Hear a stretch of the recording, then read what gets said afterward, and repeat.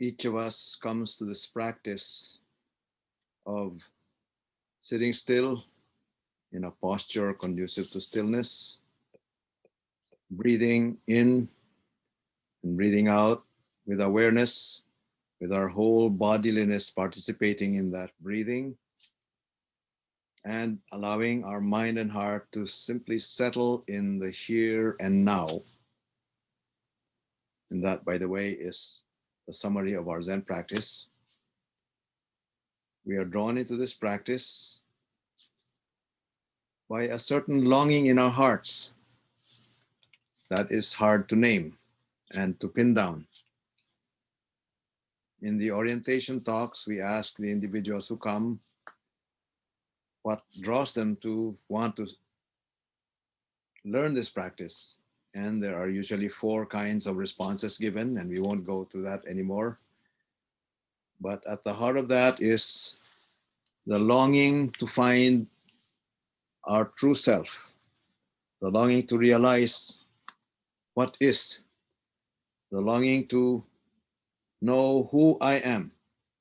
And in so doing, in knowing who I am, to find my home, to find peace, to find a sense of belonging to the universe, from that sense of being left out, from that sense of separation that we might have as we go on through our ordinary lives, living just on the surface of our consciousness, wanting this, wanting that, and being driven by our impulses and desires.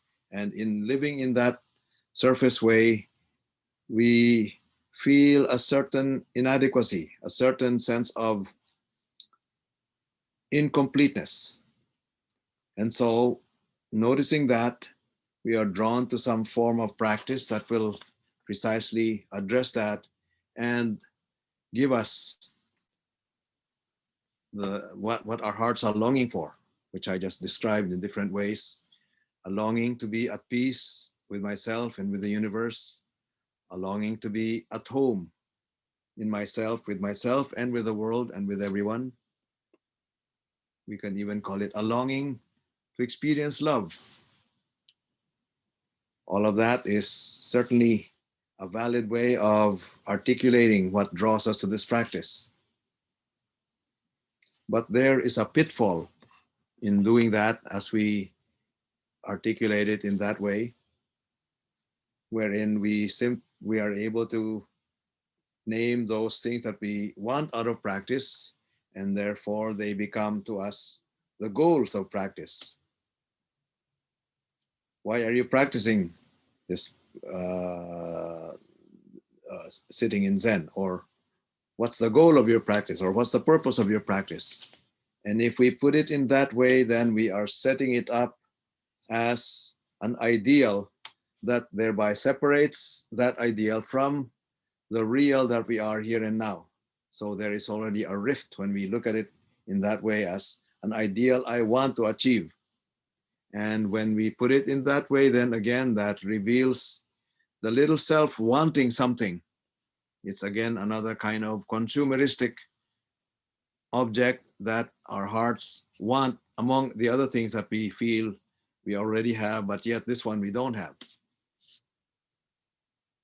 A Tibetan master called that spiritual materialism, whereby we are now inundated with so many material things that now we want to look for something else on the spiritual realm to fill in that gap, to fill in that lack that we feel in ourselves. So that is the pitfall that can come to us even in our practice of Zen, even if we have practiced for a good number of years. What I'd like to suggest here is that as long as we see it in that way as a goal, as long as we have a goal in our practice, whatever it may be, in whatever way we may articulate it, it is still something that they're precisely that in setting that goal drives us away. Zen master Nansen, when he was giving guidance to the young Joshu as he was just beginning his practice at the age of 18, and as we know, Joshu grows into a very great Zen master in history. But here we see him when he was still 18 and or 18 or so, and he asks Zen master Nansen, "What is the way? Please show me the way." And he asks the question, and so the way, so Nansen says, "Ordinary mind is the way." And then Joshu asks, "How should I seek the way?" And Nansen's answer is very significant. If you seek the way, you turn yourself from it. The very seeking, implying that there's a goal that you're seeking, already puts in our mind that separation, that there's something out there that I don't have, therefore I might seek, and therefore I want to achieve. That already is relying on a misguided understanding of what Zen practice is all about. So then, how may we proceed? Still, that longing in my heart is undeniable. I want peace. I want joy. I want to be myself, and I want to have a sense of belonging. I want to be at home in the universe. Yes. So I would like to suggest that they are not so much objects or purposes or goals of practice, but as we use the term aspiration, they are our aspiration. They are the natural direction that our practice leads us to. The word aspiration comes from the Latin word spirare, which means to breathe.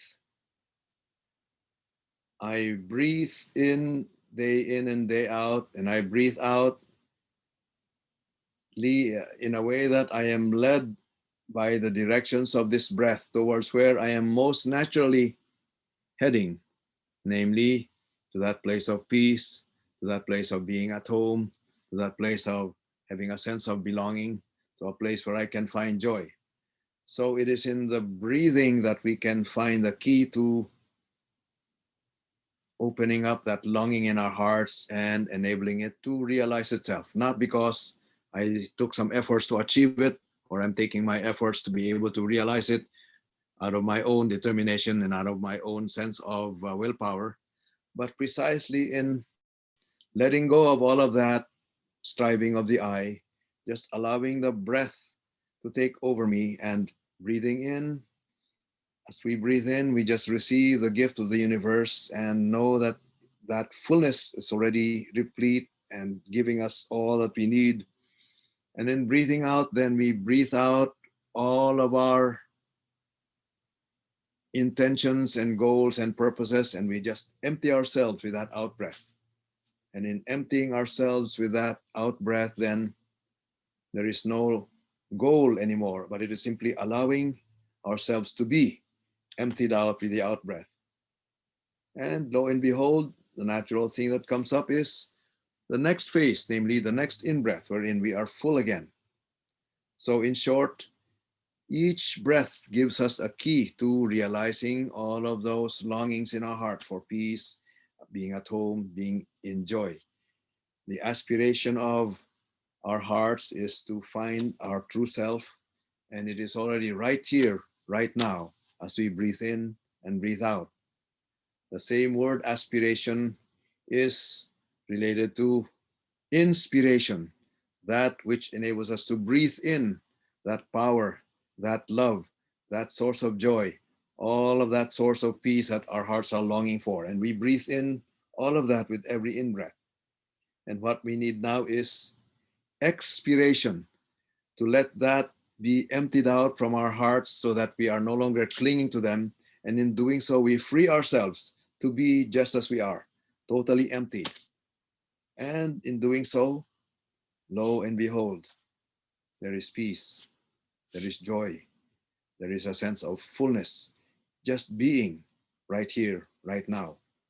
So then let us take each breath as the key, as the gateway to all that our heart is longing for. That breath that is our life source, that breath that affirms us that we are beloved and that we are connected with everyone, and that affirms us that this is complete. This is beyond time and space. So let us continue to sit and find all that we are longing for already given to us right here, right now, as we breathe to the full breathing in the fullness of the universe, and breathing out, emptying ourselves and emptying our own little self out so that the whole universe may come and allow us to join in that dance of joy.